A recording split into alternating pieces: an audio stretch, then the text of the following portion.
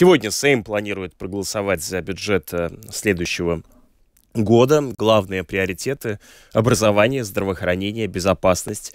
Вот о здравоохранении мы поговорим сейчас подробнее. Планируется, что в результате общий бюджет здравоохранения составит 1,9 миллиардов евро. Финансирование предназначено для повышения зарплат медиков, улучшения доступности компенсируемых лекарств, сокращения очередей на обследование и медицинские процедуры, а также другие меры. Ну вот, как заявил агентству «Лето» министр здравоохранения Хасам Абу-Мери, цитирую: «Мы не вполне понимаем, как работает модель финансирования здравоохранения из-за отсутствия данных». Конец цитаты. По его оценке, существующая модель финансирования сложна, непонятна, и на это также ранее указывал министр финансов Арвилс Ашраденс. По словам министра здравоохранения, в существующей модели что-то работает, что-то не работает, но в целом на данный момент работает. Godātais ministrs, labrīt! Aģentūra Lieta, jūs teicat, ka situācija veselības aprūpē neļauj izprast datu trūkums. Kā jūs plānojat izmainīt medicīnas finansēšanas modeli? Jā, tas arī ir ļoti būtiski jautājumi, jo mums trūkst dati no tāda nozīmē efektivitāte. Jā. Tad mēs redzam, ka viena, piemēram, daļa vai joma no nozare darbojas labi, otrā netika labi, līdz ar to tā sistēma, kā sadalīt to finansējums, līdz galam nav saprotam. Vismaz mana sajūta to pirmais 3 mēnesi, jā, amatā. Tāpēc mēs meklējam risinājumu, un mēs meklējam arī starptautiskais pieredzes, gan Baltijas, gan arī Holandē, gan, piemēram, Somija, Skandināvija, kā viņi strādā, un mēģināsim nākotni pielāgot mūsu finansēšanas modeli pēc Latvijas, kā teikt, kas mums der, jā. Un šeit ir nepieciešama paralēli iet to digitalizācija medicīna, jo tas pierāda un parādīs, kā mēs varam efektīvi lietot medicīnas budžetu. То есть мы ищем решения, смотрим, анализируем опыт других стран для того, чтобы использовать его в Латвии. Bet, ko tieši vajag darīt tūlīt? Что прямо сейчас нужно? Tūlīt mēs esam sākusi 4-5, kā teikt, pārmaiņas kopā. Pirmais ir, kā jūs dzirdējat jau presē, ka tika iesniegt saskanošanā plānu, ziņojumu plānu par medikamentu cenas samazināšanai. Otrais, mēs sākam strādāt jau tika iecelt rīcības operatīvas darba grupā, kur ir ģimenes ārsti iekšā un eksperti, lai izstrādātu stratēģiju 3-4 gadiem uz priekšu, kā pastiprināt primāras aprūpes. Trešais paralēli ir sadarbības tīkli, tātad slimnīcas sadarbības tīkla modernizācijas un digitalizācija, kas iet uz visu to apjomu, jo tad mēs varam efektīvi un kvalitatīvi redzēt, kā iet veselības aprūpes система. Итак, 4 направления выделил министр. План уменьшения стоимости лекарств, о нем еще поговорим. Улучшение первичной помощи на уровне семейных врачей, сотрудничество различных учреждений. Здесь речь идет о, опять же, сети больниц и digitalizācija. Сейчас поговорим о повышении зарплат медиков. Runājot par mediku algām, pastāstiet lūdzu, kādi ir jūsu priekšlikumi ārstu atalgojuma palielināšanai? Jā, nākamā gada no 275 miljonu aiziet 75 miljonu eiro mediki atalgojumu un izglītības. Nākamā gada ārsts un speciālisti tika dabūt papildus 225 eiro. Māsā dabūs līdz 85 eiro papildus, un pārējie palīgi mediki dabūs 60 eiro, un arī cilvēki, kas strādā, gan administrācija, registratūra, tā pārējie, kas strādā medicīnas iestādi, arī šogad bija 20, un nākamā gada sākuma 40, tad arī būs kopā 60 eiro. Tātad tas arī mēs ejam uz to pusi, lai arī ārsti un mediki kopumā just, ka viņi arī ir respektēti, jo tā arī ir tā minimāla sliekne. Saprotat, mēs nevaram pateikt mediki, kas mācās ilgstoši un dara to atbildīgu darbu, kā viņam algas tik zemes. Bet palielināšana tas būs no 60 eiro līdz 225 eiro. Tas ir būtisks palielinājums. Tas ir, prasības bija 2 reizes vairāk, bet mums ir jāsaprot arī, un arī mediķi, paldies mediķi un arotbiedrība, ka viņi bija saprātīgi un saprot, ka tomēr pārējais summa iet medikamentiem, kompensējam medikamentiem, rindas samazināšana, slimnīcas, saprot pacientiem. Tāpēc, kā sākam, mediķi ir Hipokrātus verest, un tomēr viņi ne tikai domā par sevi. Paldies viņiem par to. Итак, увеличение зарплат планируется от 60 евро до 200 евро различным категориям медикам.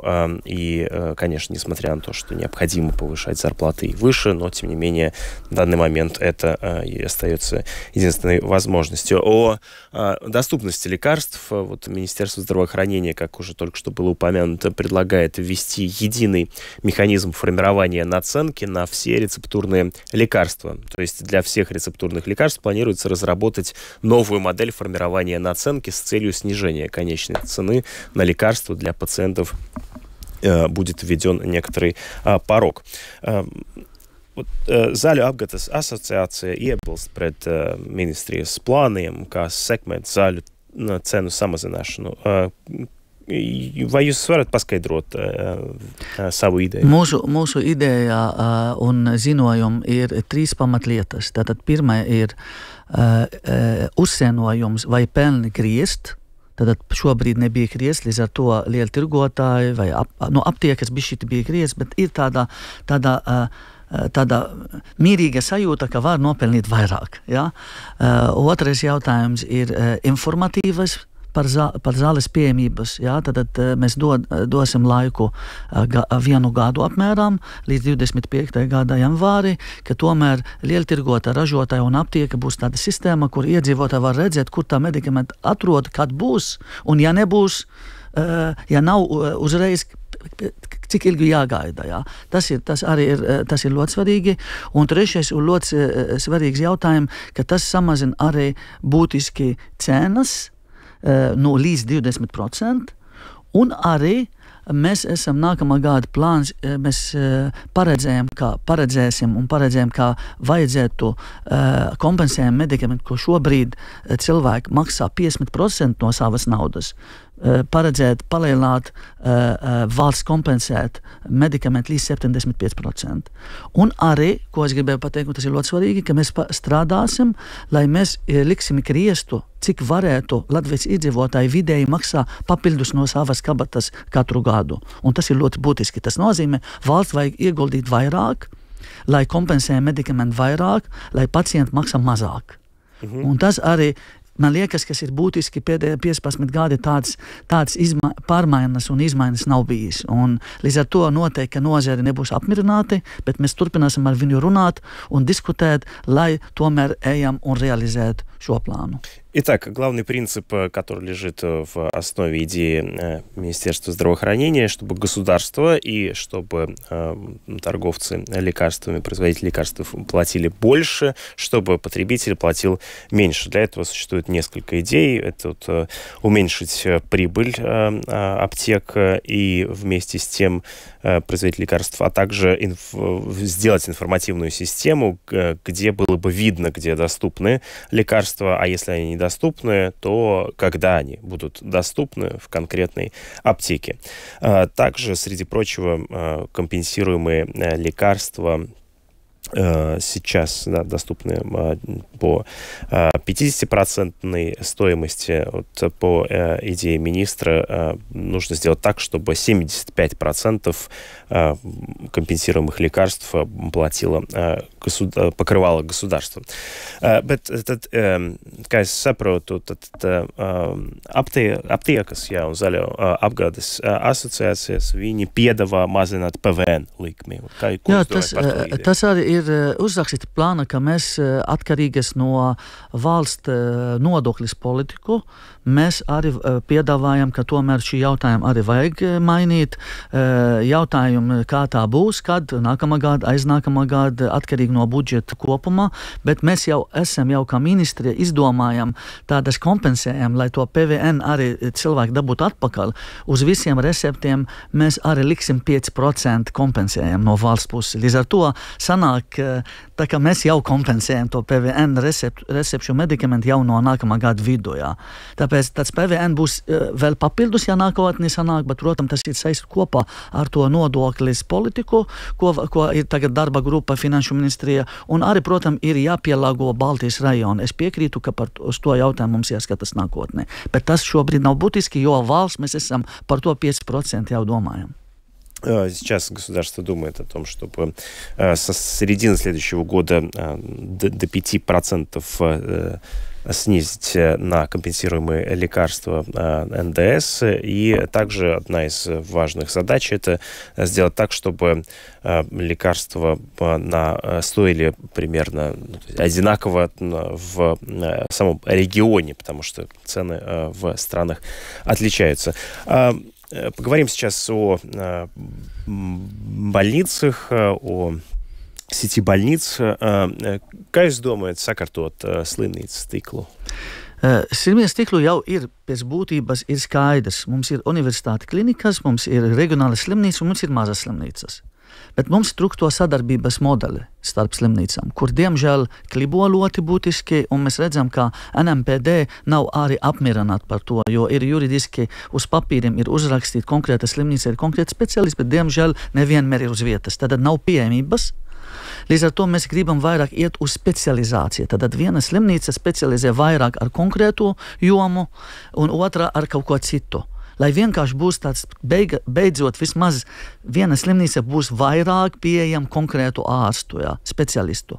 Plus ir jārūpējas notiek par to pamat paketē. Tad tas ir uzņemšanā, tas ir terapēta, tas ir dienas stacionāri, tas ir trauma punktu.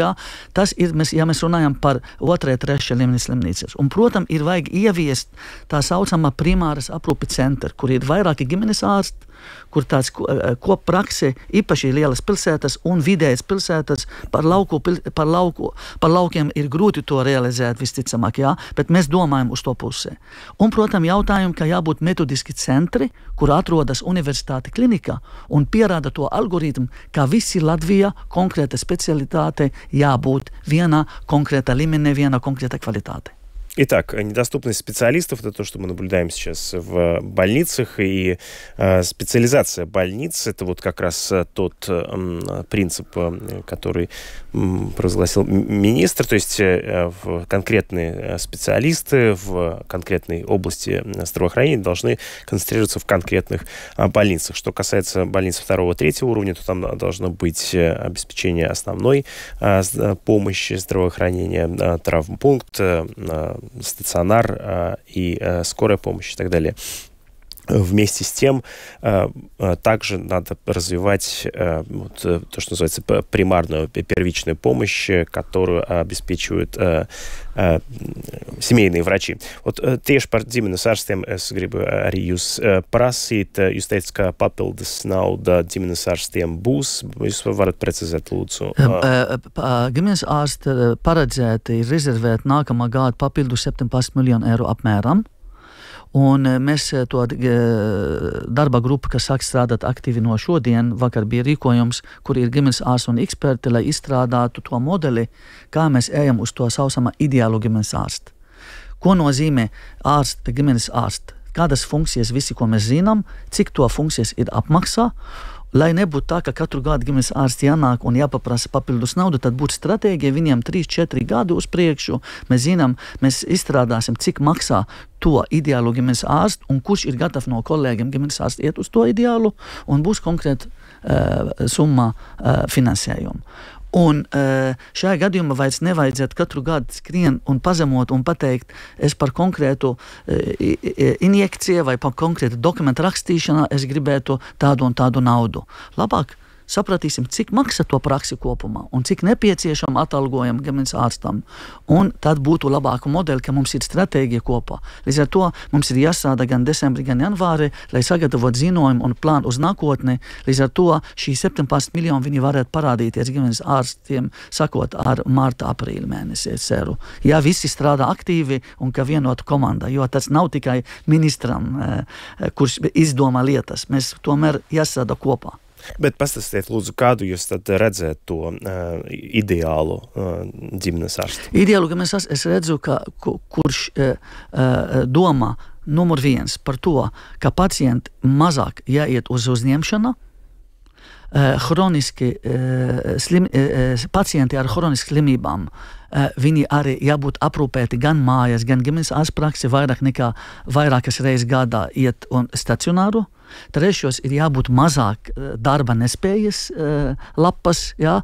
Tas visi tās 3 kritēriji, manuprāt, pierāda, cik tā primārā aprūpe labi strādā. Protams, es saprotu, ka ir problēma ar sekundārā aprūpe. Tāpēc es saku, ka tas ir stratēģija uz 4-5 gadiem.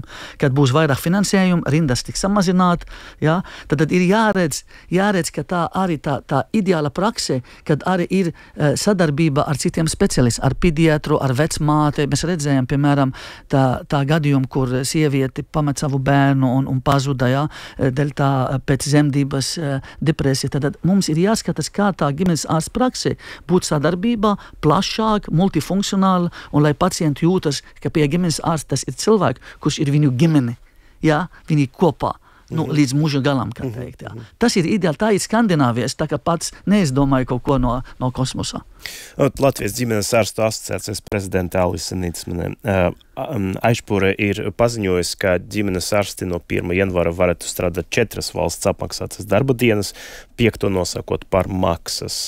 Kā risināt šo situāciju? Es saku, mums ir darba grupa, sāk strādā, lai doktori piedalās un runājam par to, ko es tagad runāju kopā, un es saku atkal, tā nauda ir rezervēta. Par ko, kāpēc vajadzētu to strīdis un to, kā teikt, satriecina sabiedrību.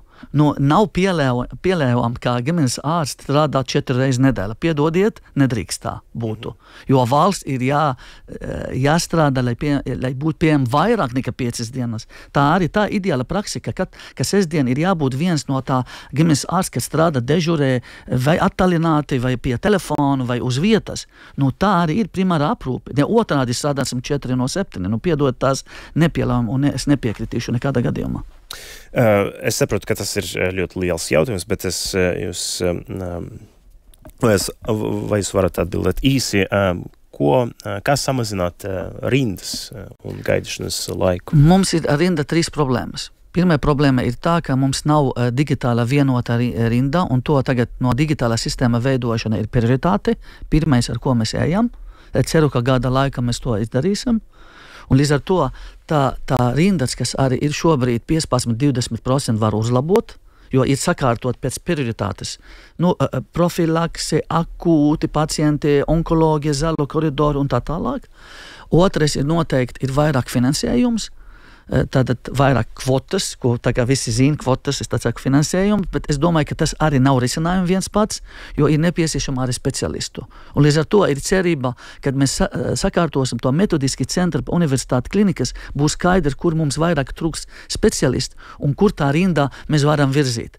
Pie Rīgas, rejonos, kur ir pieejamības, jā, un tā jautājumi. Līdz ar to tas ir komplekss risinājums. Tas не tikai viens, не tikai arī финансируем, jo arī трудс специалисты. Итак, ввести цифровую очередь, также выстроить приоритетность между пациентами и ввести также квоты, а также одним из решений уменьшения очередей станет как раз-таки приведение в порядок сети больниц, по мнению министра. Напомню, что министр здравоохранения Хасам Абу-Мери был в нашей студии. Paldies jums par sarunu. Думская площадь. С добрым утром!